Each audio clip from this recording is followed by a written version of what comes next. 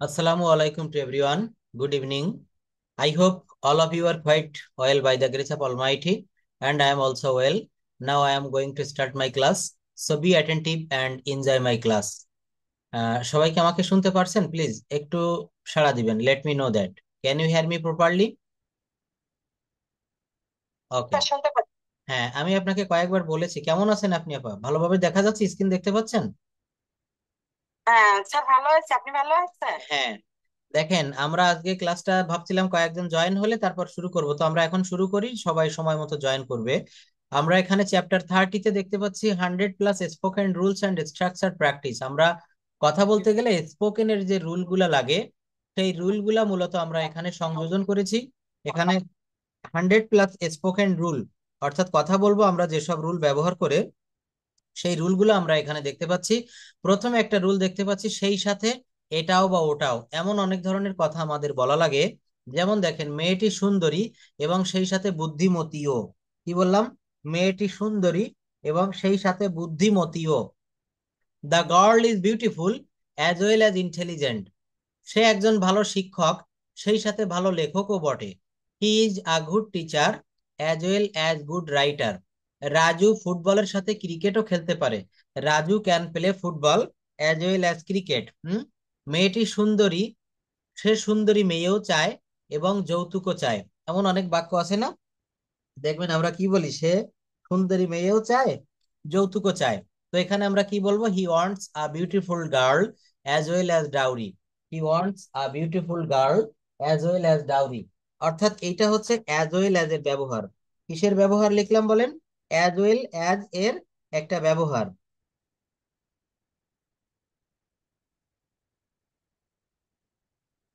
তো দেখেন, এই যে যে জায়গাটা বললাম, রাজু ফুটবলের সাথে ক্রিকেটও খেলতে পারে। Raju can play football as well as cricket. সে সুন্দরী মেয়েও চায়, সাথে যৌতুকও চায়। He wants a beautiful girl as well as dowry. গাছ আমাদের ফলও দেয়, ছায়াও দেয়। Tree gives us fruits as well as shade. কেমন হয়, দেখেন একটা বাক্য যদি এইরকম কোন শব্দ সামনে আসে, কেমন হয়, এই কথাগুলো আমরা কিভাবে বলবো? কম্পিউটার শিখলে কেমন হয়? How about learning computer. এখন কফি খেলে কেমন হয়? How about taking a cup of tea. দেখেন, এখানে টেক মানে কিন্তু খাওয়া, টেক মানে কিন্তু লওয়া, টেক অর্থ পান করা। এখন কফি খেলে কেমন হয়? How about taking a cup of tea. এই শীতে রাঙামাটি গেলে কেমন হয়? How about going to Rangamati in this winter. এর এই বাক্যটার স্ট্রাকচার কি হবে? How about, how about plus ভার্বের পর ING plus extension. How about plus ভার্বের পর আইএনজি প্লাস এক্সটেনশন। কম্পিউটার শিখলে কেমন হয়? How about learning computer. এখন কফি খেলে কেমন হয়? How about taking a cup of coffee. এই শীতে রাঙামাটি গেলে কেমন হয়? How about going to Rangamati in this winter. দেখেছেন? মেয়েটির সাথে দেখা করলে কেমন হয়? How about meeting the, how about meeting with the girl. এই যে শব্দগুলো আমি বললাম, এগুলার কিভাবে স্ট্রাকচার হবে? হাউ অ্যাবাউট প্লাস ভার্বের পর আইএনজি প্লাস এক্সটেনশন। খুব ভালোভাবে লক্ষ্য করবেন, এটা কিন্তু আমাদের স্পোকেন ক্লাস চলছে এখন। স্পোকেন রুল 3 দেখেন, স্পোকেনের আরো অনেকগুলো রুল আপনাদের আমি দেখাবো। এই যে যেমন দেখেন, সকালবেলায় আপনি আপনার হাজবেন্ডকে বলছেন, আপনার সন্তানকে বলছেন, বিছানা থেকে ওঠো, ঘুম থেকে ওঠো, ওয়েক আপ। কি বলতে হবে? Wake up. বিছানা থেকে ওঠো, গেট আপ। গোসল করো, টেক এ শাওয়ার। নাস্তা করো, হ্যাভ ব্রেকফাস্ট। জামা কাপড় পরো, গেট ড্রেসড। চুল আঁচড়াও, কম্ব ইউর হেয়ার।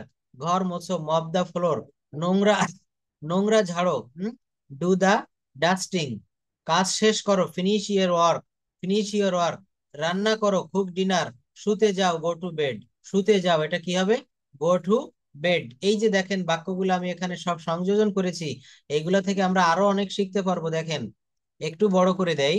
আমি তাকে দিয়ে কাজ করাই, আই মেক হিম ডু। দেখেছেন পজিটিভ ভার্বের করাই অর্থ কি? ডু। মেক ডু করাই, নিজে করাই ইংরেজি কি হবে? ডু। নিজে করা তখন কি হবে? ডু। আর যখন আসবে করাই, তখন আসবে মেক ডু করাই। আমি তাকে দিয়ে কাজটি করাই, I make him do the work. কি হবে বলেন তো? I make him do the work.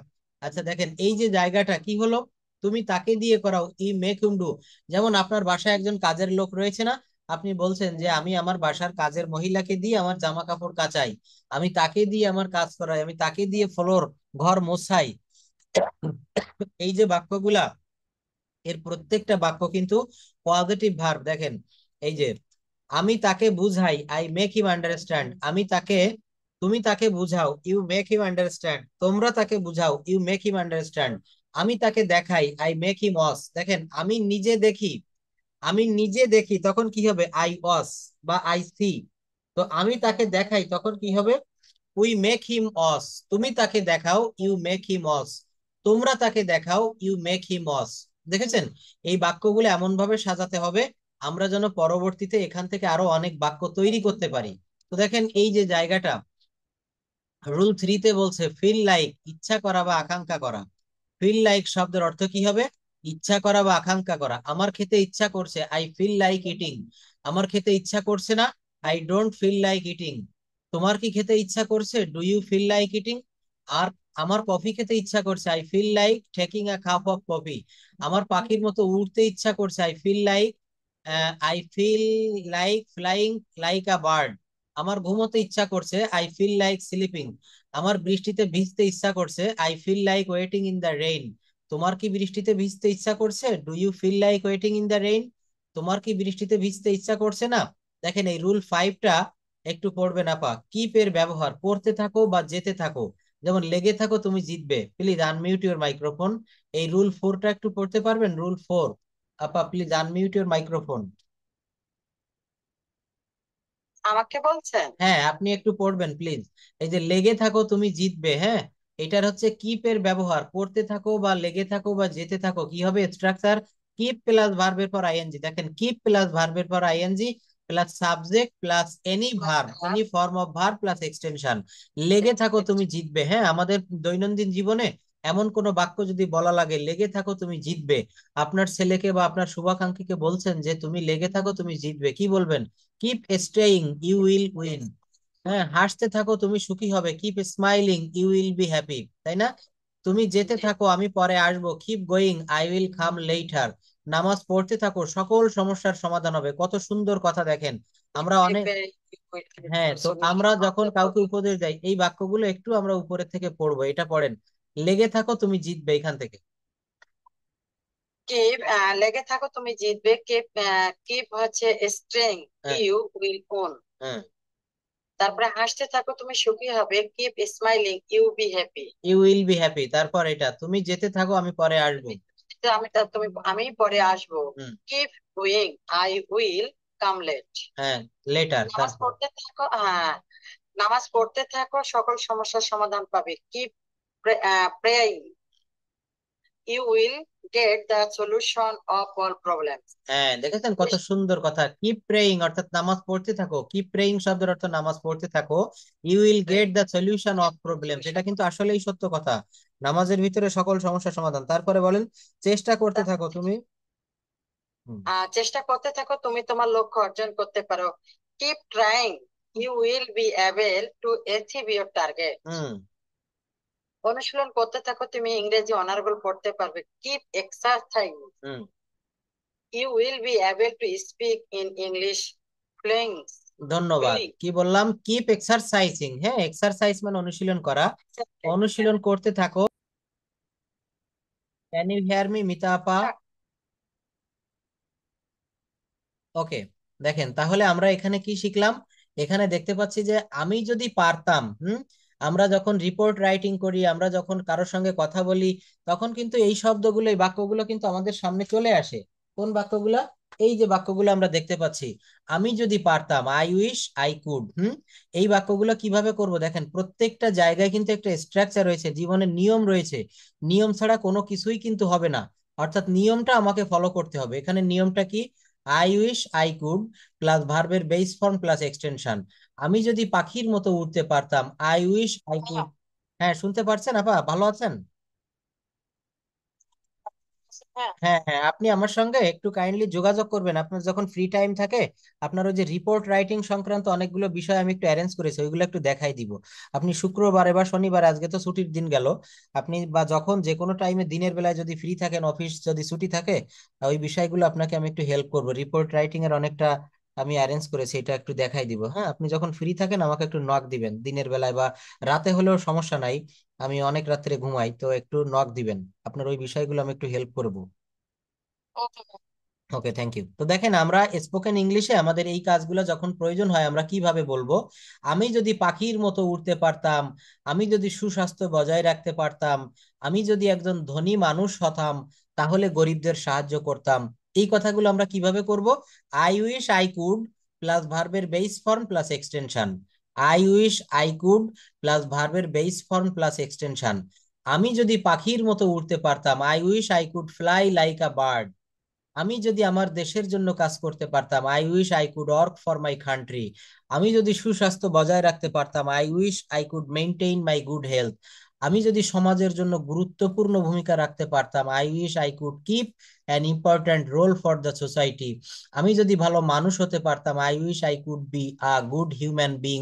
আমি যদি ধূমপান ছেড়ে দিতে পারতাম, I wish I could give up a smoking. দেখছেন কত সুন্দর সুন্দর বাক্য। এই বাক্যগুলো কিন্তু আমাদেরকে সেন্টেন্স গঠন করতে গেলে এক একটা বাক্যের এক একটা স্ট্রাকচার রয়েছে। এই স্ট্রাকচার ছাড়া আমরা কিন্তু বাক্য গঠন করতে পারবো না। একটা বিষয় কি জানেন, আমরা এখানে যেমন একটা চাকু বা একটা ছুরি, এটার কথা যদি বলি, একটা অস্ত্র, এটা যখন তৈরি করা হয়, যেমন মোবাইল ফোনের উদাহরণ দেই। মোবাইল ফোন যখন বিজ্ঞানীরা তৈরি করলো তখন কিন্তু তৈরি করেছিল ভালো উদ্দেশ্যের জন্য। হুম। কিন্তু আমরা এখন বিভিন্ন অপকর্মের উদ্দেশ্যে একটা বিষয়, জিনিস, একটা ডিভাইস ব্যবহার করি। এইটা কিন্তু তৈরিকর্তা, আবিষ্কর্তা যিনি, ওনার কিন্তু কোনো দোষ না। দোষটা হচ্ছে আমাদের। অর্থাৎ আমরা নিজেরাই কিন্তু দোষী। আমি ঠিকই পরিশ্রম করে পড়িয়ে যাচ্ছি, দেখেন এখানে ক্লাসে আমি হয়তো একদিন ক্লাস করাতে পারিনি, সেটা আমার সমস্যা, কিন্তু আমি যখন ক্লাস করাই, আমরা এখানে ক্লাসে অনেকেই রয়েছি, ক্লাসে মাত্র আমরা দুইজন জয়েন করেছি, মিতা আপা এবং হাসনা আপা। তো এখানে বাকিরা জয়েন করেনি। যারা ক্লাস করছে না, তারা দীর্ঘদিন পরে হঠাৎ একদিন ক্লাসে এসে বলবে কি, যে স্যার আপনি ভালো পড়াতে পারেন না, আপনার কাছে পড়ে আমার কোনো লাভ হয়নি। এটা অনেকে বলে, আবার অনেকে বলে না, বলে স্যার আপনার কোনো দোষ নাই, আমি তো ক্লাস করতে পারিনি। তো বিষয়টা হচ্ছে, আমি কিন্তু ক্লাস ঠিকই আপনাদের নিচ্ছি, এই যে রুল গুলা পড়াচ্ছি, এখান থেকে কি করতে হবে? আই উইশ আই কুড, এই একটা স্ট্রাকচার না? এই স্ট্রাকচার দিয়ে পরবর্তীতে আপনাদের আরো বাক্য তৈরি করতে হবে। নিজেকে সময় দিতে হবে, প্র্যাকটিস করতে হবে। প্র্যাকটিস না করলে কোনো কিছুই কিন্তু জগতে অর্জন করা সম্ভব না। তো দেখেন, এই রুল 5 এর একটা রুল হচ্ছে আই উইশ আই কুড। এরপরে একটা রুল হবে, সেটা হচ্ছে স্পোকেন রুল 6। ইউজ টু, করতাম, যেতাম, খেতাম ইত্যাদি অভ্যাস বোঝাতে ইউজ টু বসে, subject plus use two plus ভার্বের বেস ফর্ম প্লাস এক্সটেনশন। কেমন দেখেন, আমি কানাডায় বাস করতাম, I use to live in Canada. দেখছেন, কানাডায় বাস করতাম, একটা সময় আমি কানাডাতে ছিলাম, এখন কিন্তু আমি আর কানাডায় থাকি না। I use to live in Canada. তারপর কি, আমি শাকসবজি পছন্দ করতাম, এখন কিন্তু এটা খাই না, এখন আমি ভরপুর মাছ গোশ এগুলা খেতে পছন্দ করি। কি বলা হচ্ছে, আমি শাকসবজি পছন্দ করতাম, I use to like vegetables. আমি পবিত্র কোরআন তেলাওয়াত করতাম, I use to recite the holy Quran. আমি নদীতে গোসল করতাম, আমি প্রত্যেক দিন একটি করে ডিম খাইতাম, আমি প্রতিদিন তার সঙ্গে মোবাইল ফোনে কথা বলতাম। দেখেছেন, এই যে বাক্যগুলো আমরা কোন স্ট্রাকচার ব্যবহার করব, হ্যাঁ? এগুলা কিন্তু নদীতে গোসল করতে অভ্যস্ত হয়ে যাবে, নদীতে গোসল করতাম, এখানে স্ট্রাকচার হচ্ছে subject plus use to. Subject plus use না, কিন্তু ওর পরে ইডি রয়েছে, ইউজড টু প্লাস ভার্বের বেস ফর্ম প্লাস এক্সটেনশন। আমি কানাডায় বাস করতাম, I use to live in Canada. হ্যাঁ, আমি শাকসবজি পছন্দ করতাম, I use to like vegetables. আমি পবিত্র কোরআন তেলাওয়াত করতাম, I use to recite the holy Quran. আমি নদীতে গোসল করতাম, I use to bath in the river. সে নদীতে গোসল করতে অভ্যস্ত হয়ে যাবে। ফিউচার টেন্স কি হবে? He will get use to, তখন কিন্তু উইল এর পর একটা গেট দিতে হবে, গেট মানে কিন্তু হওয়া। এই যে গেট ভার্বটা না, গেট ভার্বের কিন্তু একটা বহুরূপী ভার্ব, এর ব্যবহারটা কিন্তু অনেক বিশাল। সে নদীতে গোসল করতে অভ্যস্ত হয়ে যাবে। He will get use to bathing in the river. বাতের সঙ্গে বাত মানে গোসল করা বা শাওয়ার, টেকিং শাওয়ার বা শাওয়ারিং এমনটা বুঝাবে। স্পোকেন রুল 7, হওয়ার কথা বা করার কথা এমন বুঝালে কি হবে? যেমন তার ডাক্তার হওয়ার কথা, তার আজ আমার সঙ্গে দেখা করার কথা। এই বাক্যগুলো আমরা কিভাবে করব? সাপোজ টু দিয়ে করব। যেমন subject plus am is are was were plus suppose to plus ভার্বের বেস ফর্ম প্লাস এক্সটেনশন। আমার তার সঙ্গে দেখা করার কথা, I am suppose to meet with him. তোমার আমাকে ফোন করার কথা ছিল, ইউ ওয়্যার। দেখেন এই বাক্যটা পাস্ট টেন্স না, এই জন্য এখানে ওয়্যার হবে, you were suppose to call me. তোমরা এই গোপনীয়তা বজায়, তোমার তো এই গোপনীয়তা বজায় রাখার কথা, you are suppose to maintain this secret. আমাদের কি করার কথা? আমাদের কি করার কথা, what are we suppose to do? তোমার কখন কাজটি করার কথা, when are you suppose to do the work. তো দেখেন এখানে সাপোজ টু দিয়ে যে বাক্যগুলো বলেছি, এই বাক্যগুলো একটু কে পড়বেন পড়েন তো। এখানে রুল 7, এইখান থেকে পড়াটা শুরু করতে হবে। দেখি না আমরা কয়জনে পড়তে পারি। আমাদের পড়লে আমাদের নিজেদের কাজ হবে একটু। Suppose to hmm. Suppose supposes to, হ্যাঁ, হ্যাঁ অবশ্যই। Structure subject plus am is are was were plus supposes to plus ভার্বের বেস ফর্ম প্লাস এক্সটেনশন। হ্যাঁ এখানে সাপোজ টু বলবো, হ্যাঁ ইডিটা আমরা সাপোজেড বলবো না, সাপোজ টু, ঠিক আছে। আমার তার সঙ্গে দেখা করার কথা, বলেন আই অ্যাম। হ্যাঁ, আমার তার সাথে দেখা করার কথা, এটা প্রেজেন্ট ইনডিফিনিট টেন্স না? ইয়েস, তাহলে প্রেজেন্ট ইনডেফিনিট টেন্সে আমি যার বসে, এখানে আই অ্যাম বসেছে, অর্থাৎ শর্ট ফর্মে I am. Supposes to meet him. হ্যাঁ এখানে সাপোজ টু বলবো, সাপোজ টু, হ্যাঁ ইডিটা আমরা উচ্চারণ করব suppose to, I am suppose to ও, মিট উইথ হিম। হ্যাঁ আই তোমার। Am suppose to meet him, good. হ্যাঁ। তোমার আজকে কথা ছিল, এটা হলো পাস্ট ফর্মে আছে, ইয়েস। সেজন্য ওয়ার বসেছে।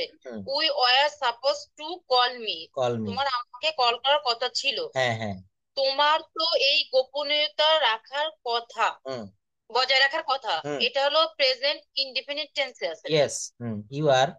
তাহলে আপনার মেইন ফর্ম হিসেবে, মেইন ভার্ব হিসেবে আর বসেছে। হ্যাঁ তারপরে। You are suppose to maintain, মানে মেইনটেন তো বজায় রাখার কথা, দিস সিক্রেট, ইয়েস। সিক্রেট তো গোপনীয়তা। হ্যাঁ। তাহলে you are suppose to maintain this secret. Secret, আমাদের কি করার হ্যাঁ, কথা। এখানে হুম দিস মানে তো এই, ঠিক হুম আছে। হুম হুম। আমাদের কি করার কথা, এটা হলো ইন্টারোগেটিভ সেন্টেন্সে আপনার প্রেজেন্ট ইনডিপেন্ডেন্ট টেন্সের ইন্টারোগেটিভ। ইন্টারোগেটিভ। ইন্টারোগেটিভ সেন্টেন্স আছে ভাইয়া। হুম। তাহলে এটা যদি আমি প্রথমে, আপনি একটা কথা বলেছিলেন, প্রথমে যদি না পারি আমি অ্যাফার্মেটিভ করে নেব, করে নেওয়ার পরে তারপরে আমি অক্সিলারি ভার্বটা নিয়ে আসবো। থ্যাংক ইউ, মনে তাহলে আছে। হুম করার কথা, হুম। আমাদের করার কথা, তাহলে we we are suppose to do. Suppose to do. আমাদের কি এখানে করার কথা। টুটা আসলো কেন? হ্যাঁ। সাপোজ টু বসবে, তাই হ্যাঁ না? সাপোজ, এটা আমার উই নিয়মে রয়েছে। হুম করার কথা, তাহলে যেহেতু অক্সিলারি ভার্ব হিসেবে এটা প্রেজেন্ট ইনডেফিনিট টেন্সে আছে, সেই জন্য আমি হটটা ইউজ করেছি, হুম। তাই তো এবং ভাইয়া? এখানে ঠিক বলেছেন, এবং এখানে ইন্টারোগেটিভ করতে গেলে আপনি এতক্ষণ যা বলেছেন সব ঠিক আছে, এবং ইন্টারোগেটিভ বা প্রশ্নবোধক করতে গেলে এই যে এখানে দেখেন, এটা প্রথমে যদি মানে অ্যাসার্টিভ করি যে আমাদের করার কথা, we are suppose to do, we are suppose to do. এবার যখন এটাকে প্রশ্নবোধক করব যে আমাদের কি করার কথা, কাজটি আমাদের কি করার কথা, আপনি কাউকে বলছেন যে ভাইয়া আমাদের কি এটা করার কথা, তখন কি করতে হবে, ওই যে অ্যাসার্টিভ করলেন, অ্যাসার্টিভে একটা অক্সিলারি ভার্ব ছিল আর, ওই আরটাকে প্রথমে বসাতে হবে, আর উই সাপোজ টু ডু। আর এইটা যেহেতু একটা ডাব্লিউএইচ যুক্ত ইন্টারোগেটিভ সেন্টেন্স, এই জন্য প্রথমে হট মানে হচ্ছে কি, হট শব্দের অর্থ হচ্ছে কি, সেই হটটাকে সবার প্রথমে এনেছি। What are we suppose to do. এখানে হট বাদ দিয়ে বলেন কেমন শোনা যায়, are we suppose to do, আমাদের কি করার কথা। এবার যদি বলা হয় আমাদের কি করার কথা, আপনি ফিল্ডে গিয়ে বলছেন আপনার অফিসারকে যে স্যার আমাদের কি আজকে এই কাজটি করার কথা, তখন কি বলতে হবে, what are we suppose to do today, আমাদের আজ কি করার কথা, বা আমাদের আজ কি কাজ করার কথা। হুম। এখানে ডাব্লিউএইচ যুক্ত ইন্টারোগেটিভ, হট বাদ দিয়ে বললেও এমন শোনা যাবে, আর উই সাপোজ টু ডু, আমাদের কি করার কথা, আর আমাদের কি করার কথা, তখন হট যোগ করতে হবে, what are we suppose to do, what are we suppose to do. এটা তোমার কখন কাজটি করার কথা, কি বলতে হবে বলেন। ইন্টারগেটিভ। হুম। তোমার তোমার কখন, কখন কাজটি করার কথা, তাহলে তাহলে কখন ইংরেজি কি when, when. when are you suppose, yes. ইংরেজিতে হয় এটা জানি। হুম। যদি এটা সাজিয়ে বলি তাহলে কখন তোমার কাজটি করার কথা, ইয়েস। তাহলে when are you suppose to do the work. Work, এই টুটা হচ্ছে সাপোজড এর সঙ্গে একসঙ্গে টুটা বসবে, এই জন্য এখানে সাপোজ টু বসেছে। হ্যাঁ। তোমার কিভাবে কাজটি করার কথা, hmm. How are you suppose to do the work. Work. তোমার কতবার কাজটি করার কথা, কতবার ইংরেজি হাউ অফেন মানে কতবার। হ্যাঁ, how often are you suppose are to you do suppose the work. To the work. Work, হ্যাঁ, how often are you suppose to do the work. আপনার মানে আপনার ফ্রি হ্যান্ড রাইটিং বলেন, বলেন, অনেক কিছু হয়, কিন্তু আসলে আমাদের প্র্যাকটিস, বিশেষ করে আমার কথা বলি, আমার প্র্যাকটিসের অভাব হয়। আমি প্র্যাকটিস করলে অনেক দূর এগিয়ে যেতে পারতাম, কিন্তু আসলে এই প্রত্যেকদিন একই কথা বলার দরকার নেই আপনি সবার শোনেন সাথে। এখানে মানে আপনি আগে আগে যেহেতু টিচিং প্রফেশনে ছিলেন, এক সময় পড়িয়েছেন বলেছিলেন আমাকে একদিন, তো আপনি পড়লে একটু সময় দিলে প্র্যাকটিস করলে আপনি দ্রুত ডেভেলপ করতে পারতেন, কিন্তু আপনি তো আসলে আপনার জবে আপনার জবের অনেকটা সময় দিতে হয় কাজে, তো আপনি পারবেন, একটু লেগে থাকেন, দেখেন আপনি এই যে যেভাবে শিখছেন যেভাবে বলছেন। ভাই, হুম মানে হুম ওই হুম বলতে বয়স এখন বলার তো মানে সব দিকে আমার জন্য শোনেন, একটা। আমার বাচ্চাটাও ছোট, এখন ব্যাপার হচ্ছে এর ভিতর দিয়েই জীবনে এগোতে হবে। জীবন মানেই কিন্তু এইটা, হ্যাঁ।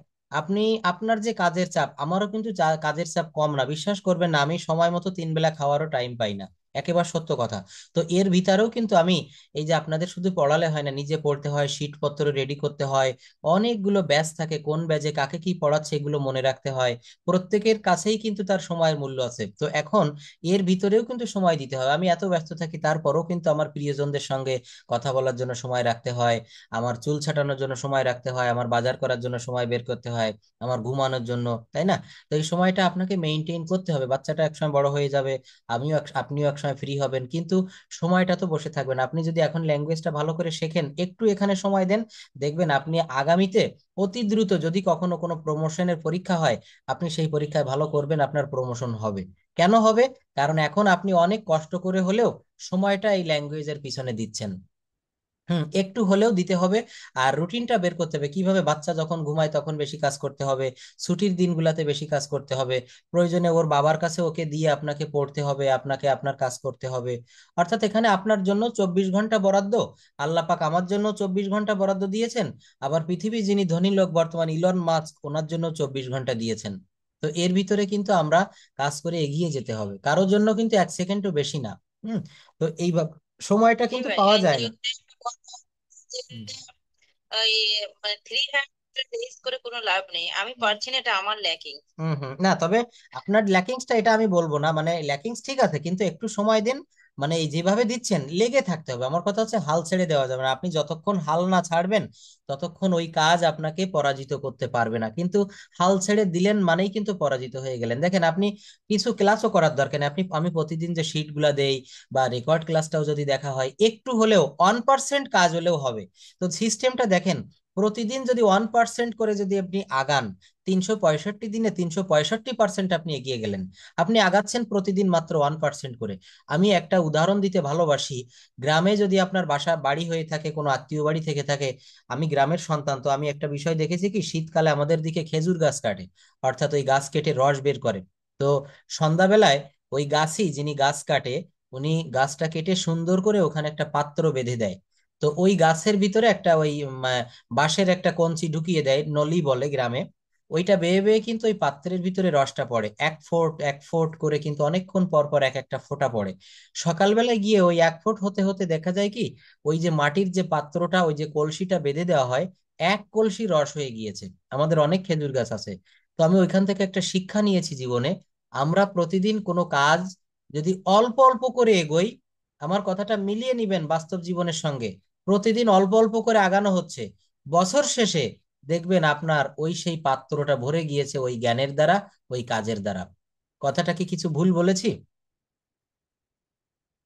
হ্যাঁ, একদম 100% ঠিক। একদম 100%। তো দেখেন, অনেকে কি করে জানেন, আপনাকে না, আমি এখানে ক্লাসে আরো দুইজন আজকে বেশি অ্যাটেন্ড করিনি, তো আমি সবাইকে এই কথাটা বলতে চাই যে আপনি যদি ছেড়ে দেন, অনেকে আছে যে বলে কি, স্যার আমি তো 1 মাস পড়লাম তেমন লাভ হচ্ছে না, নো, এটা it's the wrong way, it's a wrong decision. আজকে এক ডাক্তারের কাছে গেলাম, একরকম ওষুধ খেলাম, কাজ হলো না 1 সপ্তাহ পরে, আবার ডাক্তার চেঞ্জ করলাম, আবার ডাক্তার চেঞ্জ করলাম, এতে কি হয়, ওই রুগীটা কিন্তু আস্তে আস্তে রোগটা আরো বেশি জটিল করে তোলে। কিন্তু আপনি যে কোনো একজন ভালো ডাক্তার আগে সিলেক্ট করেন, এবার ওই ডাক্তারের অধীনে ধৈর্য ধরে আপনি কিছুদিন ওষুধ খান, তারপর দেখেন আপনার রোগটা সারে কিনা।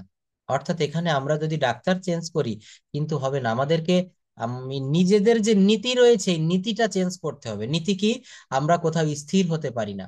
তো যারা স্থির হতে পারবে তারাই কিন্তু ভালো কিছু করে। দেখেন, আপনি চিন্তা করে দেখেন, আমার কাছে কি আপনি কিছুই শেখেননি? এই যে যে কথাটা কেবল আপনি নিজেই এখানে ব্যাখ্যা করে বলেছেন যে যখন আমরা জানি কোনো বাক্যকে ইন্টারোগেটিভ করব, তো ওই বাক্যটাকে অ্যাসার্টিভ করে নিবে, ওখানে ওখানে যে অক্সিলারি ভার্বটা থাকে ওইটা সবার প্রথমে নিয়ে আসলে ওইটা আমার ইন্টারোগেটিভ বা প্রশ্নবোধক হবে। এই যে আপনি নিজেই একটা বিষয় বুঝতে পেরেছেন, তাহলে আমি মনে করি আমার পড়ানো সার্থক, কারণ আপনি একটা বিষয় হলেও আমার ক্লাস থেকে আপনি নিতে পেরেছেন, বুঝতে পেরেছেন। কথা বলতে গেলে, if you want to speak in English fluently, at first you have to know tense, sentence and parts of speech. After that, you have to you will know the rules of subject verb agreement. At first you have to use the subject, then verb, then object. Subject verb object. আমরা সারাদিন সকাল থেকে সন্ধ্যা পর্যন্ত, এই যে আপনি বলছেন আমাকে প্রচুর রিপোর্ট করতে হয়, এই রিপোর্ট গুলো জমা দিতে গেলে কি করা লাগে দেখেন, আপনি কিন্তু বাংলা ভাষায় রিপোর্টটা অনর্গল পানির মতো করে বলতে পারেন, লিখতে পারেন, কিন্তু ইংলিশে আমরা পারছি না। কেন পারছি না? কারণ আমরা কিন্তু গ্রামারটা এখনো, রুল গুলা শিখতে পারিনি। ওই রিপোর্ট গুলা লাগবে না। আপনি সারাদিন যে কথাগুলো করেন, বাসায় যে কাজগুলা করেন, অফিসে যে কাজগুলা করেন, এইটা বাংলা একটু বলার চেষ্টা করেন। আপনি যখন অফিসে যাচ্ছেন, বাসা থেকে বের হয়েছেন, একটু নিজে নিজে বলতে বলতে যাবেন, now I am going to office, after going to, after reaching my office, after reached my office, I will check the mail. I will open my laptop. I will clean my desk and I will want a bottle of water to my peon. এক বোতল পানি চাইবো আমার পিয়নের কাছে। After that I will go to my field or I will do my rest work. আমি বাকি কাজগুলো করব। Then I will submit it to my senior officers. এইগুলো আমি আমার অফিসারকে দেখাবো। এইভাবে আপনাকে বাংলায় যা আসে মনে, সেইগুলো একটু ইংলিশে বলার চেষ্টা করেন তো। আমি প্রত্যেকটা ব্যাচে এখন এই সিস্টেম অ্যাপ্লাই করি যে সারাদিন, যেমন আমি একটু আগে দোকানে গিয়েছিলাম, আমার প্রয়োজনীয় মশার কয়েল কিনে নিয়ে এসেছি, তারপর আমি চাউল কিনেছি, তেল কিনেছি, ডাল কিনেছি। এই বাক্যগুলো বলতে হবে যে আমি এই জিনিসগুলো কিনেছি। দোকানদারকে 500 টাকা দিলাম, সে আমাকে আরো 100 টাকা ব্যাগ দিল।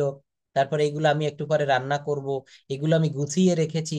এই যে চলতি আমাদের প্র্যাকটিক্যাল লাইফে, জীবনে যে কথাগুলো, এইগুলো যদি আমরা ইংলিশে করে দিতে পারি অনুবাদ, আমাদের এই বাক্যগুলো তো আমরা কথা বলতে পারি। আমরা অবশ্যই পারি। পারি না কেন? আমাদের মেইন হচ্ছে জড়তা, আমাদের যে ভয়, আমাদের যে ভীতি, এর কারণে কিন্তু আমরা পারি না। তো ভয়টাকে জয় করতে হবে। জয় করতে গেলে, এখন যে কথাটা বললেন, হুম, প্রত্যেকদিন আমরা যে কাজগুলো করি এইগুলো যদি আমরা ট্রান্সলেট করতে পারি, হুম, তাহলে আমার মনে হয় যে আমাদের আর কোনো জড়তা বা কোনো কিছু মানে স্পোকেনের দিক থেকে নতুনত্ব আর কোনো কিছুই নাই। আর একদম ঠিক। এই প্রতিনিয়ত হুম, যখন আমরা বলবো, হুম, যেমন আমি যেটা করি, যেমন এই স্পোকেনের দিক থেকে টেন্সটা তো আছেই একটা ব্যাপার, এটা হুম, না হলে আপনি সঠিকভাবে করতে পারবেন না। কিন্তু তাছাড়া আর একটা যে পার্টটা আছে ভোকাবুলারি, এটা না হলে আপনার স্পোকিং করাটা খুবই কষ্টকর। যেমন আমি একটা আম, মানে বাংলাতে সেটা যখন ইংলিশে করতে যাচ্ছি, আমি দেখতেছি কি যে সেটা আমার ইংলিশ ওয়ার্ডটা আমার জানা নেই। হুম। সেই মধ্যে আমি কি করি, এখন যেহেতু গুগল ট্রান্সলেট আছে, ট্রান্সলেটর থেকে আমি দেখে নিচ্ছি, কিন্তু আমার ভোকাবুলারিটাও মানে জানতে হবে। তো আপনি যে কথাটা বললেন, কন্টিনিউয়াসলি আমরা যে কাজগুলো করি সেটাই যদি আমি ট্রান্সলেট করার চেষ্টা করি, ও প্রত্যেকদিন বলতে বলতে টুডে টুমোরো ইনশাল্লাহ আমরা সাকসেস হব। অবশ্যই। আরেকটা বিষয় দেখেন, আপনার কথার সূত্র ধরে আমি বলবো, এই যে আপনি একটা বিষয়, একটা বাংলা বাক্যের ট্রান্সলেট করতে চাচ্ছেন, কিন্তু ওই বাক্যের ভোকাবুলারি একটা বা দুইটা আপনি জানেন না, যার জন্য করতে গিয়ে আপনি বাধাগ্রস্ত হচ্ছেন। তো ওই জায়গাটা আপনি গুগল ট্রান্সলেটরে দেখে নিলেন। এখন যদি সুযোগ থাকে, যদি সম্ভব হয়, ওই যে নতুন যে ভোকাবুলারি, যে শব্দটা আপনি দেখলেন ডিকশনারি থেকে, গুগল থেকে, ওইটা যদি পারেন একটু লিখে রাখতে হয়, কারণ কাগজে লিখলে ওইটা মনের খাতাতেও কিন্তু লেখা হয়ে যায়। আপনি যদি ওইটা একবার দেখে বলে চলে গেলেন, লিখলেন না, ওইটা 2-1 দিন পরে বা 1 ঘন্টা পরে আবার ওইটা সামনে আসবে, আর তখন আবার মনে পড়বে না, তখন আবার আপনাকে কিন্তু গুগল ট্রান্সলেটর দেখতে হবে। অর্থাৎ নতুন শব্দ যখন শিখবেন, তখন ওইটা একটু লেখার চেষ্টা করবেন। এইভাবে এগোবেন। আর দৈনন্দিন জীবনের যে কথাগুলো, এইগুলো ইংলিশে ট্রান্সলেট করলেই আমাদের আর পৃথিবীর কোনো কিছুর প্রয়োজন হয় না। এখানেই আমাদের স্পোকেন, এখানে আমাদের রাইটিং, এখানে আমাদের রিডিং সব হয়ে যায়। আমরা সারা দিনে, মনে করেন আপনি অফিসে গিয়েছেন, এখন ফিল্ডে বের হয়েছেন, আপনি সেই রোহিঙ্গা প্রজেক্ট ওদের সঙ্গে কথা বলছেন, হ্যাঁ, ওদেরকে অনেক কিছু বুঝাচ্ছেন। তো ওইগুলো নিজের মনে মনে, আপনি অফিস থেকে বাসায় আসছেন, তো মনে মনে বলবেন I am going to home now, but reaching my home, before reaching my home I have to go to market and I will buy some necessaries, daily necessaries. I have to buy milk for my baby, আমার বেবির দুধ ফুরিয়ে গেছে, সেটা নিতে হবে। I have to buy some rice, oil, sugar, potato, এইগুলো। তারপর আপনি রিক্সায় উঠছেন, তখন রিক্সাওয়ালাকে আপনি বলবেন যে আপনার ভাড়া কত। এই যে দেখেন অনেকগুলো শব্দ, আমরা এগুলো কিন্তু বলতে পারি না। হাউ ব্যবহার করে কিভাবে বলতে হয়, হাউ মাছ। আপনি দোকানে গিয়েছেন, তখন আপনি দোকানদারকে কি বলবেন? কোনো কিছু কিনেছেন, এখন ইংলিশে তাকে বলবেন দাম কত। কিভাবে বলবেন? How much. হাউ মাস মানে কি? দাম কত। অথবা বলা যায় what's the price, what is the price, দাম কত।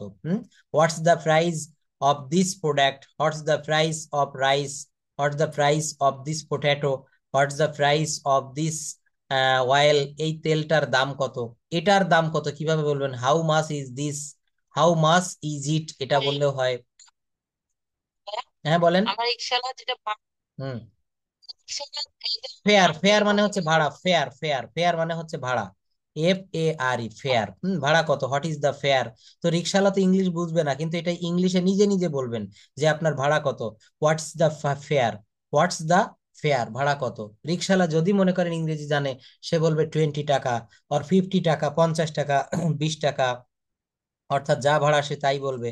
এগুলার দাম কত, হাউ মাস আর দিজ, এই যে ওইটার দাম কত, আপনি আঙ্গুল দিয়ে নির্দেশ করে দোকানদারকে বলছেন যে ভাইয়া আমি ওইটা কিনবো, ওইটার দাম কত। আপনি খাবারের নামটা জানেন না, বলছেন ওইটার দাম কত। কিভাবে বলবেন? How much is that, that মানে ওইটা। এগুলোর দাম কত, হাউ মাস আর দিজ। ওগুলোর দাম কত, how much are those. Tomato কত করে, হোয়াট অ্যাবাউট টমেটো। দেখেছেন টমেটো কত করে, হোয়াট অ্যাবাউট টমেটো। আলু কত করে, what about potato, what about potato. দেখছেন হোয়াট অ্যাবাউট মানে কি, কত করে। প্রতি কেজির দাম কত, এই যে how much per KG. How much, এখানে ইসটা দিলেও চলে, না দিলেও চলে। How much per KG. চাউলের প্রতি কেজির দাম কত, how mass per KG of rice. প্রতি পিসের দাম কত, হাউ মাস পার পিস। দেখেন হাউ মাস পার পিস। সর্বমোট কত দাম, how much is the total. এগুলো কি দোকানে কেনাকাটা করতে গেলে ব্যবহার করা হয়।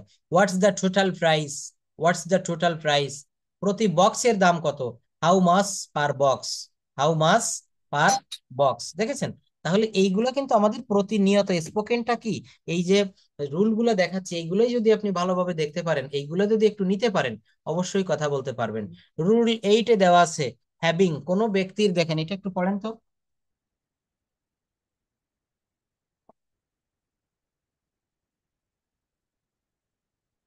হ্যাভিং এর ব্যবহারটা কি দেওয়া আছে দেখেন। পড়েন হ্যাভিং। কোন ব্যক্তির কোনো কিছু নিয়ে সমস্যা আছে এমন বুঝালে, বাক্যের মধ্যে বুঝালে ইয়া বা অথবা ইয়ে বাক্যের থাকলে। মধ্যে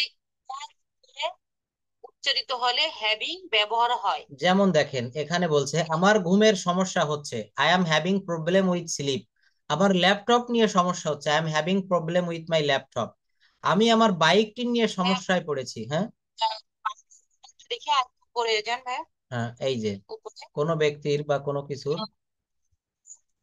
হুম। তো হচ্ছে আহ, হচ্ছে হুম। এটা কি মানে এটা ক্লিয়ার না আমি। ইয়া বা ইয়ে উচ্চারিত হলে, হ্যাঁ, ইয়া বা ইয়ে, ল্যাপটপ নিয়ে, এই দেখেন ল্যাপটপ নিয়ে রয়েছে, আমি আমার বাইকটি নিয়ে, আমার মোবাইলটি দিয়ে, এই যে ইয়ে বা নিয়ে বা দিয়ে বাক্যের ভিতরে এমন থাকলে হ্যাভিং এর ব্যবহার করব, ভার্বের। ও, বুঝতে পেরেছেন? Have plus ING, having. তো শেষে সেই জন্য মানে হচ্ছে হ্যাঁ, হ্যাঁ। যেমন সেই। দেখেন এইটার স্ট্রাকচারটা হবে কি, খুবই সহজ।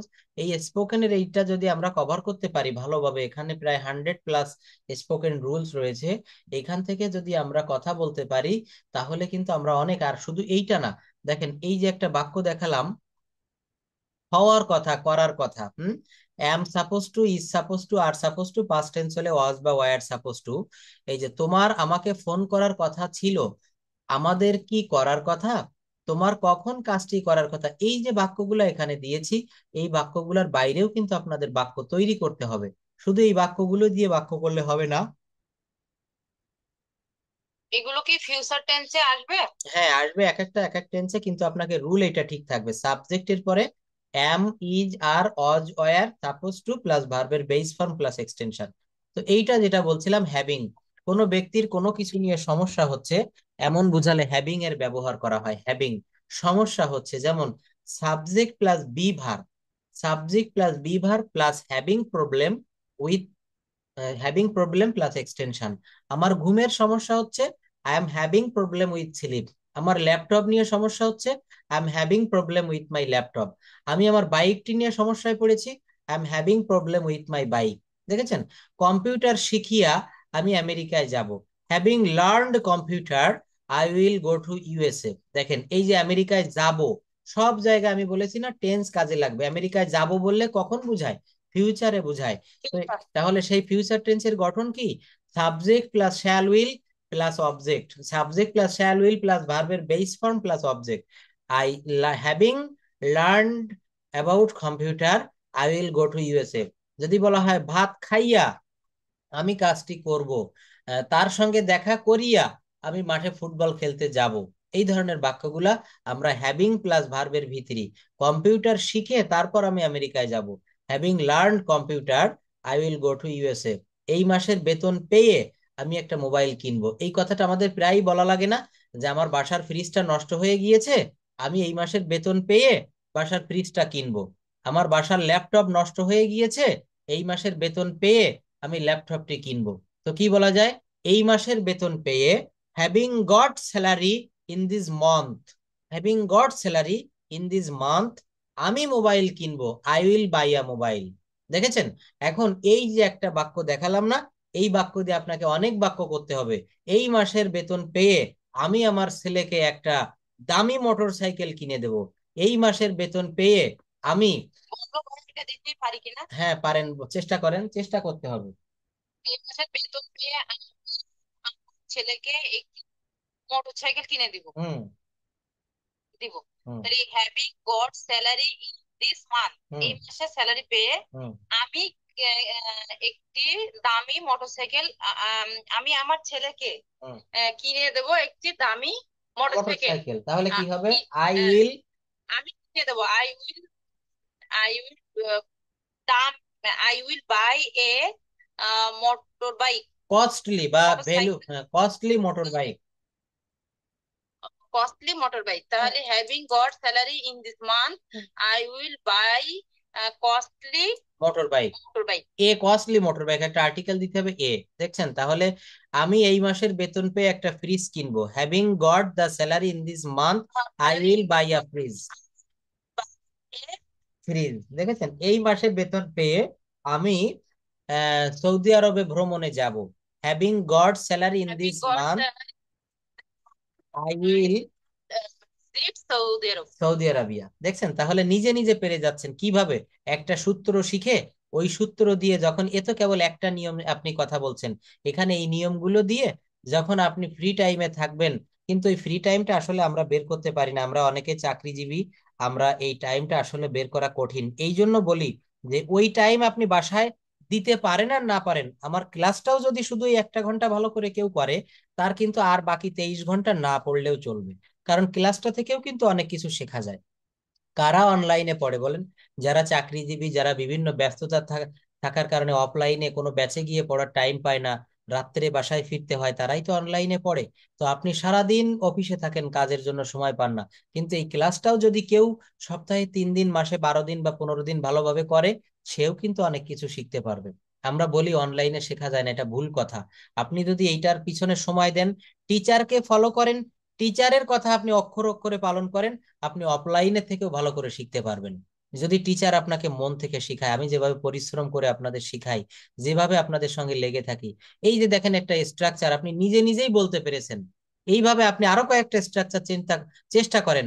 হাউ কাম, কি কারণে বা কিভাবে, কি কারণে তুমি এত হতাশ, how come you are so upset, কি কারণে তুমি এত শক্তিশালী। এটা তো ইজি আছে। হাউ কাম মানে কি কারণে, হাউ মানে তো কিভাবে। এখানে হাউ কাম মানে হচ্ছে কি কারণে বা কিভাবে, আর হাউ মানে হচ্ছে কিভাবে বা কেমন করে, কিন্তু এখানে হাউ কাম। হাউ হুম। কাম একসাথে হচ্ছে কারণে বা কিভাবে। হ্যাঁ দেখেন, আবার কাম তাহলে মানে, কাম কি মানে কার- আসা। হুম। কি কারণে তুমি এতটা হতাশ, হ্যাঁ, হাউ তাহলে কাম। কি কারণে, তাহলে আমার রুলস অনুযায়ী হাউ কাম, হুম। কি কারণে তুমি এত হতাশ। হুম। তুমি ইংরেজি ইউ, আর যেহেতু ভার্ব আসবে আমার ইউর পরে আমার আর বসে you are so so upset. Upset. Upset মানে হতাশ। ভাই এখানে সোটা কেন আসলো? এখানে এতটাই, যে এতটা ইংরেজি হচ্ছে সো। এতটা ইংরেজি হচ্ছে সো। সো আপসেট মানে এতটা, এতটা হতাশ। কিন্তু যদি যদি সুতরাং হয় তাহলে সুতরাং এর যেহেতু ছোট। হ্যাঁ অবশ্যই হতে পারে। ওই যে বলেছি যে আপনি যখন অফিসে যাচ্ছেন, আপনাকে তখন কেউ ম্যাডাম বলছে, কেউ বস বলছে, কেউ স্যার বলছে, আপনি বাসায় আসলে আপনার সন্তান আম্মু বলে ডাকছে। আপনি একই ব্যক্তি, বিভিন্ন নাম হতে পারে। এখানে সো মানে এতটা, সো মানে সুতরাং, সো মানে অতএব, বিভিন্ন কিছু হতে পারে। ঠিক আছে। এইটা দেখেন, আমি আরেকটা কথা বলেছিলাম একটা ক্লাসে, যে এই ল্যাঙ্গুয়েজটা সর্বদা যে আক্ষরিক অনুবাদ হবে এমন কিন্তু না। এই যে মিতাপা বলেছে কাম মানে আসা, তো এখানে হাউ কাম, কিভাবে আসো, এমন বলা যাবে না। এখানে হাউ কাম মানে কিভাবে, কিভাবে বা কি কারণে। হাউ কাম শব্দের অর্থ কিভাবে বা কি কারণে, এটা মনে রাখবেন। তাহলে কি হবে, how come plus subject plus verb. কি কারণে তুমি এতটা হতাশ, how come you are so upset. কিভাবে তুমি এত বড় ভুলটি করলে, how come you made a great mistake. কি কারণে তুমি কোনো সিদ্ধান্তে আসতে পারো না, how come you can not make a decision. এই দেখেন, কি কারণে, তাহলে এর ইংরেজি কি, হাউ কাম। তুমি কোনো সিদ্ধান্তে আসতে পারো না। এই বাক্যটা কোন টেন্স, এটা হচ্ছে প্রেজেন্ট ইনডেফিনিট টেন্সের নেগেটিভ। তো এখানে ক্যান মানে হচ্ছে পারা, আর নেগেটিভ কি হবে, ক্যান নট। তাহলে কি হবে, কেন না? হাউ কাম কি কারণে হাউ তুমি কোনো সিদ্ধান্তে আসতে পারো ইউ না, সাবজেক্ট কি ইউ। এবার পারো পারো না। না ইংরেজি কি, আমরা জানি সাবজেক্টের পরে কি বসে। দেখেন, এই একটা বাক্য ব্যাখ্যা করে দিলে আপনারা বাদ বাকি বাক্যগুলো পারবেন কিভাবে। এই বাক্যটা আমি একটু বলি, কি কারণে তুমি কোনো সিদ্ধান্তে আসতে পারো না। তাহলে কি কারণে আগে বসাই দেন, কি কারণে ইংরেজি হাউ কাম। হাউ কাম এরপরে কি, তুমি কোনো সিদ্ধান্তে আসতে ইউ। পারো না, এখানে সাবজেক্ট কি ইউ। আমরা জানি সাবজেক্টের পরে, আমরা জানি সাবজেক্টের পরে ভার্ব বসে, তো ভার্ব হচ্ছে ক্যান। তো যেহেতু বাক্যটা নেগেটিভ, তাহলে ক্যান নট হবে। কি কারণে তুমি পারো না, ইউ ক্যান নট, কি পারো না, মেক এ ডিসিশন, সিদ্ধান্তে আসতে। সিদ্ধান্তে আসতে, এইটুকের ইংরেজি হচ্ছে make a decision. How come you can not make a decision. আর যদি বলতাম কি কারণে তুমি একটা সিদ্ধান্তে আসতে পারো, how come you can make a decision. আর পারো না হলে এ আসবে, কারণ এখানে এ ডিসিশন, অর্থাৎ একটা সিদ্ধান্তে আসতে পারেন। এখানে যদিও এ বা একটা লেখা নেই, এটা মনে মনে ধরে নিতে হবে, কারণ এখানে এই এর পূর্বে একটা আর্টিকেল দিতে হয়। যেমন আই পেলে, যেমন I am writing a poem, আমি একটা কবিতা লিখছি। একটা সময়ে তো একটার বেশি লেখা যায় না, এবং এখানে নাউনের পূর্বে একটা আর্টিকেল দেওয়া যায়। আই হ্যাভ এ পেন, আমার একটি কলম আছে। এখানে এটা কেন দিলেন, আমার কলম আছে, আই হ্যাভ এ পেন, আমার একটি কলম আছে, এখানে আর্টিকেলটা দিতে হবে। তো বলা হচ্ছে যে তুমি কোনো সিদ্ধান্তে আসতে পারো না কেন, মেক এ ডিসিশন, তুমি একটা সিদ্ধান্তে আসতে পারো না। অর্থাৎ হাউ কাম কি কারণে, you can't make a decision, কি কারণে তুমি একটা সিদ্ধান্তে আসতে পারো না। এখানে পারো না নেগেটিভ, এই জন্য ক্যান নট হবে। তাহলে আমরা এইটা যদি পারি, যেমন I can do the work, আমি কাজটি করতে পারি, আর আমি কাজটি করতে পারি না, কি হবে, I can not do the work. তাহলে নেগেটিভ, অ্যাফার্মেটিভ থেকে নেগেটিভ করা কি কোনো কঠিন, কঠিন না। ল্যাঙ্গুয়েজটা খুবই সহজ, যদি আমরা একটা নির্দিষ্ট গোছানো পদ্ধতিতে, সিস্টেমেটিক ওয়েতে আমরা এইভাবে এগোতে পারি। কি কারণে আমরা কখনো একমত হতে পারি না, how come we never agreed. কি কারণে, কিভাবে তুমি নিজেকে বিসিএস এর জন্য প্রস্তুত করবে, কিভাবে, তাহলে কিভাবে ইংরেজি কি, how come you prepare your self for the BCS. কিভাবে তোমার কোম্পানি এতটা লাভ করেছিল, how come your company made a huge profit. দেখেছেন। তো এই বাক্যগুলো এখানে আমরা একটু দেখব। তার আগে, গত ক্লাসে কি কোনো প্রেজেন্টেশনের টপিকস দিয়েছিলাম আপনাদের? আমরা রুল 10 পর্যন্ত রাখছি, তারপর আমরা আরো দেখবো। ডেইলি অ্যাক্টিভিটিস ছিল না, কোন বিষয়ের উপরে দিয়েছিলাম? জানি না, এখন তো ভুলে প্রেজেন্টেশন যেতে দিচ্ছেন না তো ভাইয়া, ওই প্রত্যেকদিন আমরা যে কাজগুলো করব ওর উপরেই আচ্ছা, বলছিলেন যে তাহলে এইটা আমরা আজকে একটু এইগুলো বলি। করব। আমরা সকালে ঘুম থেকে উঠে, আমরা এই রাত্রে ঘুমাতে যাওয়ার পূর্ব পর্যন্ত আমরা কি কি কাজ করি। আমাদের দৈনন্দিন জীবনে এক একজনের এক এক রকম কাজ করতে হয়। যারা হাউস ওয়াইফ তাদের একরকম। হ্যাঁ, আজকে তো ওভাবে প্রিপারেশন নাই আমার। এটা নেক্সট নেক্সট আমরা ক্লাসে নেক্সট। অবশ্যই হ্যাঁ, তাহলে আমরা নেক্সট ক্লাসে বলবো। এটা নেক্সট ক্লাসে একটু প্রিপারেশন নিবেন। প্রিপারেশন নেওয়ার পরে আমরা এখান থেকে কিন্তু কথা বলবো, প্রত্যেক দিন কিন্তু কথা বলতে হবে। যদি কথা না বলা হয় তাহলে পারবেন না। আর কথা বলার চেষ্টা করলে যখন ফ্লুয়েন্সি এসে যাবে, তখন আপনি নিজেই বলবেন যে স্যার, আজকে তো আমার প্রেজেন্টেশনটা নেন, আমাকে এটা ধরেননি, আপনি একটু প্রেজেন্টেশনটা নেন। আপনার মনের ভিতরে একটা আগ্রহ কাজ করবে। তো আমাদের কিন্তু ওই আগ্রহটা দেখতে গেলে, ওই পর্যন্ত যেতে গেলে আমাদেরকে কথা বলার অভ্যাস করতে হবে।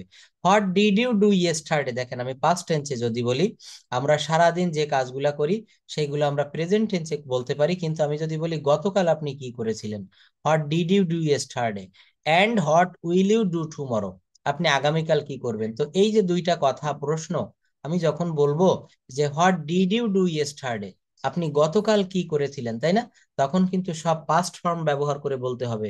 গতকাল আমি সকাল 6টার সময় ঘুম থেকে উঠেছিলাম, তারপর আমি দাঁত ব্রাশ করেছিলাম, আমি অজু করেছিলাম, আমার ফজরের নামাজ পড়েছিলাম, তারপর আমি কিছু এক্সারসাইজ করেছিলাম, আমার সকালের নাস্তা খেয়েছিলাম সকাল 7:30টায়, আমি গোসল করেছিলাম, তারপর আমার অফিসের জন্য রওনা হয়েছিলাম।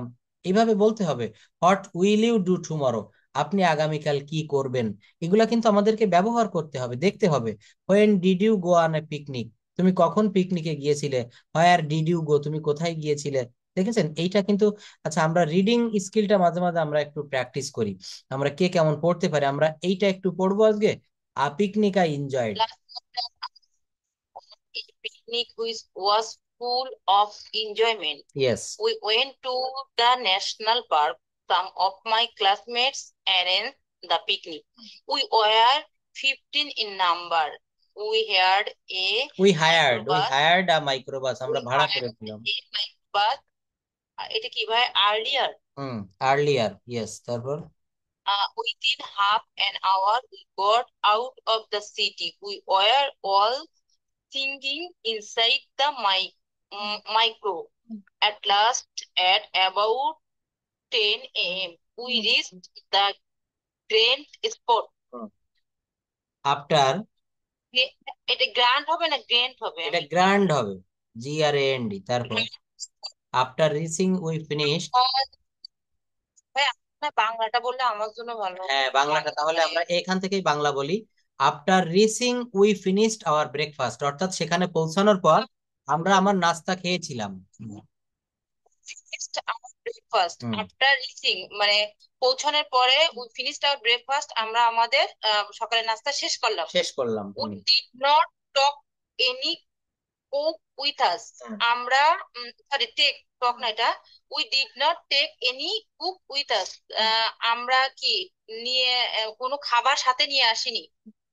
না, বলা হচ্ছে উই ডিড নট টেক, আমরা নিলাম না বা আমরা নিয়েছিলাম না, এনি কুক, কোনো পাচক অর্থাৎ কোনো রাঁধুনি, উইথ আস অর্থাৎ আমরা যে গিয়েছিলাম আমাদের সঙ্গে কোনো রাঁধুনি ছিল না। টু অফ আওয়ার ক্লাসমেটস, আমাদের দুইজন বন্ধু, রানা অ্যান্ড কামাল, রানা এবং Kamal, took the charge of cooking, তারা রান্না করার রাঁধুনির যে বেতনটা তারা দুইজনে ভাগ করে নিয়েছিল, কারণ তারাই রান্না করেছিল। সোহেল অ্যান্ড আই, সোহেল এবং আমি, তারপর কি আছে। ডাক হ্যাঁ, জাস্ট ওয়েট এ মিনিট। হ্যাঁ, Sohel and Sohel I and dug dug a a small small hole hole to to make a temporary cooker. Cooker. Sohel এবং আমি খনন করেছিলাম একটি ছোট গর্ত, হুম। টু মেক টেম্পোরারি কুকার মানে রান্নার কাজের জন্য একটা একটা ক্ষণস্থায়ী গর্ত তৈরি temporary করেছিলাম। অস্থায়ী গর্ত তৈরি করেছিলাম। Yes, we all We started. all started, Rana and Kamal, হুম। অল আমরা সকলেই শুরু করেছিলাম, রানা এবং কামালকে সকলেই সাহায্য করেছিলাম হুম। নাকি ভাইয়া? উই অল স্টার্টেড, আমরা শুরু করেছিলাম হেল্পিং, আমরা সাহায্য করতে শুরু করেছিলাম রানা অ্যান্ড কামাল, আমরা রানা এবং কামালকে সাহায্য করতে শুরু করেছিলাম। সাম অফ আওয়ার। আমরা সকলেই রানা এবং কামালকে সাহায্য করতে শুরু করেছিলাম। হুম। সাম অফ আওয়ার ফ্রেন্ড, কিছু বন্ধু আমাদের ফেস্ট ফেস্ট নাকি এটা FETE ফিস্ট, এটা এটা কি বলছে যে some of our friends feast nearby water from nearby source, নিকটবর্তী যে পানির উৎস সেখান থেকে আমার কিছু বন্ধু পানি নিয়ে আসলো। আদার্স হেল্প সাহায্য করতে to to prepare onion, garlic, পেঁয়াজ কাটার জন্য, হ্যাঁ, গার্লিক, রসুন, হুম, এন্ড আদার স্পাইসি মানে অন্য অন্য মশলা, মরিচ, মরিচ, হ্যাঁ, অন্য অন্য মশলা, স্পাইসি মানে হুম, মরিচ বা মশলা, মশলা, মশলা হবে, অন্য মশলা মশলা, এবং পেঁয়াজ রসুন কাটার কাজে বা প্রস্তুত করার কাজে অন্যরা হেল্প করা শুরু করলো। অ্যাবাউট আচ্ছা, 1:30 PM, হুম, 1 PM অর্থাৎ আধা ঘন্টা পর, হুম, হুম, 1:30 দিকে আমাদের, হ্যাঁ, বা আধা ঘন্টা পর অর্থাৎ, হুম, আ- একটা সময় 1টার দিকে আমাদের রান্না প্রস্তুত হয়েছিল। খাবার রেডি হয়েছিল নাকি হ্যাঁ, আমাদের কি খাবারগুলো রেডি হয়ে গিয়েছিল, অর্থাৎ আমরা যখন রান্না শুরু করলাম 1 ঘন্টার পর আমাদের রান্না হয়ে গেল, অর্থাৎ একটা বা দুইটা আইটেম রান্না করেছিল 1 ঘন্টা পর, অর্থাৎ 1টার দিকে আমাদের রান্না প্রস্তুত হয়েছিল। Every one felt everyone felt প্রত্যেকেই হাংরি, আমরা হাংরি, প্রত্যেকেই ক্ষুধা অনুভব করেছিলাম। ইয়েস, সো আই স্টার্টেড তো I started serving the prepared food. Food, সুতরাং আমি শুরু করেছিলাম সার্ভিং মানে সার্ভিং মানে সার্ভ মানে হলো প্রদান পরিবেশন করা, করা, মানে পরিবেশন করা, হ্যাঁ, পরিবেশন করা, বিতরণ করা। বিতরণ করা, ইয়েস, বলছি। হুম, তাহলে ভাই আমি বলি, হুম, সুতরাং আমরা সুতরাং আমি খাবার আম, আম, বিতরণ করতে প্রস্তুত হয়েছিলাম। হুম। বলছে আই স্টার্টেড, There- সো সুতরাং I started serving the prepared food, এই যে প্রস্তুতকৃত খাবার এইটা আমি বিতরণ করা শুরু করেছিলাম। আই স্টার্টেড আমি শুরু করেছিলাম, কি শুরু করেছিলাম? সার্ভিং দ্য প্রিপেয়ার্ড ফুড, অর্থাৎ প্রস্তুতকৃত খাবার আমি বিতরণ করতে শুরু করেছিলাম। দেয়ার ওয়ার, পড়েন, দেয়ার ওয়ার, পাঁচটার ক্ষেত্রে হুম, যেভাবে গুছিয়ে বলতে হবে হুম, আমার এইটাই সমস্যা। এইটা কিন্তু এই যে চর্চা করেন প্রত্যেকদিন ক্লাসে, এইভাবে আমি চর্চা করাবো, দেখবেন আপনি 1 মাস পরে ওই ওই যে জায়গাটা ওইটা কভার হয়ে গিয়েছে। এই যে বলছেন যে আমি There- বুঝতে, হুম, হুম, বলেন, বলেন দেয়ার ওয়ার, নাকি? There were polao, roast beef, salad, ETC. হ্যাঁ, দেয়ার এটসেট্রা, ওয়ার এখানে ছিল পোলাও, রোস্ট বিফ, মাংস, সালাদ, আদার্স ইয়েস, কিছু। অন্য তাহলে কিছু ছিল, এখানে পোলাও, রোস্ট, মাংস ও সালাদ, সালাদ ছিল। হুম, উই হয়েছে, ফিনিশড আমরা শেষ করেছিলাম হুম, our feast end return to rest for about half an hour. হুম। ভাই এটার ফেস্ট অর্থ আমি জানি না। হ্যাঁ, বলা হচ্ছে যে we finished our feast, feast মানে হচ্ছে ভোজ, বা ওই যে দেখবেন বনভোজন বলে না, গ্রামের দিকে বনভোজন করি, বনে গিয়ে যে ভোজন গুলো করা হয়। উই ফিনিশড আওয়ার ফিস্ট, আমরা আমাদের এই যে ভোজন মানে খাওয়া দাওয়া এটা শেষ করেছিলাম, and retired return to rest for to about rest half an for hour, about আমরা হাফ আধা অ্যান ঘন্টা বিশ্রাম নিয়েছিলাম। On or on of our friends recited a great poem of Jibanananda Das, এই যে যখন বিশ্রাম নিচ্ছিলাম, অন অফ আওয়ার ফ্রেন্ডস ওই অনেকগুলো বন্ধুর ভিতরে থেকে একজন বন্ধু recited a great poem of Jibanananda Das, Jibanananda দাশের একটা জীবনানন্দ দাশের বিখ্যাত কবিতা কবিতা পাঠ আবৃত্তি করার করেছিল। আবৃত্তি করেছিল, হ্যাঁ। Ripon presented,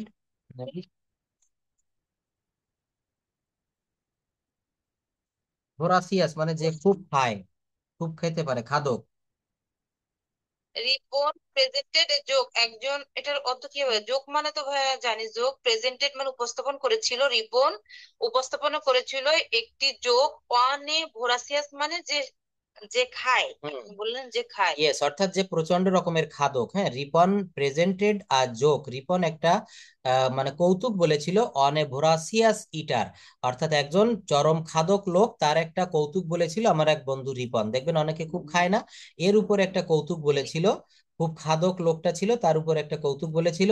Suman who's a good singer, তাহলে ভাইয়া এটা আমার মানে যদি গুছিয়ে বলি তাহলে আসতেছে যে এক খাদকের এক বিষয়ে রিপন একটি কৌতুক কৌতুক বলেছিল। বলেছিল, হ্যাঁ, একটা মজার কৌতুক বলেছিল, এটাই হবে মূল বাংলা। সুমন হুইজ, ওটা কমাই দিলে ভালো হয়, কারণ অনেক সাউন্ড হচ্ছে। সাউন্ড কমিয়ে দিব তাই? হ্যাঁ আপা বলেন, কি বলছেন? সাউন্ড তো সবই তো ক্লিয়ার আছে, আপনি শুনতে পারছেন? একটু তুমি বলছি আনমিউট, বেশি হয়ে যাচ্ছে। ও সাউন্ড কমিয়ে দিয়েছি, হ্যাঁ, অনেক হ্যাঁ কমিয়ে ঠিক দিয়েছি। আছে, এখন ঠিক আছে স্যার, এখন ঠিক আছে। আচ্ছা বলেন, হ্যাঁ তারপর পড়েন এখানে Suman who is a good singer. Song of Nazrul. হুম। সুমন একজন ভালো গায়ক, গায়ক ছিল। সুমন নজরুলের উপরে দুটো গান উপস্থাপনা করেছিল। হ্যাঁ, বলা হচ্ছে Suman who is a good singer, Suman একজন ভালো গায়ক, presented to songs of Nazrul, সে নজরুলের দুইটা গান গেয়েছিল, প্রেজেন্টেড অর্থাৎ উপস্থাপন করেছিল, টু সংস দুইটা গান, অফ নজরুল অর্থাৎ সুমন একজন ভালো গায়ক, সে নজরুল গীতি গেয়েছিল দুইটা। উই স্টার্টেড ফর হোম, বলেন। We started for home at 5 p.m. after talking our tea. We started, আমরা শুরু করেছিলাম ফর হোম, বাসায় আসার জন্য 5টার সময়। 5টার সময় আমরা বাসায় আসার উদ্দেশ্যে রওনা হয়েছিলাম। আফটার টকিং আওয়ার টি, চা খাওয়ার শেষে আমরা 5টার সময় আহ বাসায় আসার উদ্দেশ্যে রওনা দিয়েছিলাম। আফটার টেকিং We আওয়ার টি, এটা enjoyed, টেকিং হবে, আফটার টেকিং আওয়ার টি, টেক মানে লওয়া বা খাওয়া, হ্যাঁ আফটার টেকিং আওয়ার টি, টকিং হবে না। তারপর পড়েন we enjoyed. We we enjoyed, আমরা আনন্দ করেছিলাম the picnic most and it is really a memorable day for me. এটা আমার জন্য খুবই স্মৃতিময় দিন আহ, ছিল। উই এনজয়েড, আমরা আনন্দ করেছিলাম দ্য পিকনিকে মোস্ট অধিকাংশ, অ্যান্ড ইট ইজ রিয়েলি এবং ইহা একটি বাস্তবিক, এ মেমোরেবল মানে মেমোরেবল, এটা হলো স্মরণীয়, মেমোরেবল ডে স্মরণীয় দিন ফর মি, এটা আমার জন্য একটি স্মরণীয় দিন ছিল। গুছিয়ে বলতে পারতেছিলাম। এটা হবে we enjoyed the picnic most, আমরা এই পিকনিকটা খুব উপভোগ করেছিলাম, and it is really a memorable day for me, এবং এটা সত্যি আমার জন্য একটা স্মরণীয় দিন ছিল, এটা আমার জন্য সত্যিই একটা স্মরণীয় দিন ছিল। We enjoyed the picnic most, most মানে খুব বেশি, আমরা পিকনিকটা খুব দারুণ উপভোগ করেছিলাম, and it is really a memorable day for me, এবং এটা সত্যিই আমার জন্য একটা স্মরণীয় দিন। দেখেন এই যে বাংলা, ইংলিশ থেকে বাংলা অনুবাদ, অর্থাৎ একে বলে ইংরেজি দেখে দেখে বাংলা অনুবাদ, ট্রান্সলেশন করা, ইংরেজি থেকে বাংলায় করতে হবে, কখনো কখনো বাংলা থেকে ইংরেজিতে করতে হবে, এইভাবে যদি আপনাদের প্র্যাকটিস করাই, আপনারা কেন পারবেন না বলেন? অবশ্যই পারবেন। আর এই যে প্র্যাকটিস করালাম না, এইটা যখন আমি শীটটা পাঠিয়ে দিব একটু পরেই, বাসায় বসে আরেকটু একবার দেখবেন, তখন আপনারা ফ্লুয়েন্ট হতে পারবেন। অর্থাৎ একবার দেখলে কোনো কাজ কিন্তু হতে চায় না, ওই কাজটা বারবার করতে হয়, তখনই কিন্তু ওইটাতে আমরা ফ্লুয়েন্সি অর্জন করতে পারি। Do you understand? অর্থাৎ এই যে ক্লাসটা আজকে নিলাম, দেখেন অনেক ইম্পর্ট্যান্ট ক্লাস, যারা আজকে ক্লাসে জয়েন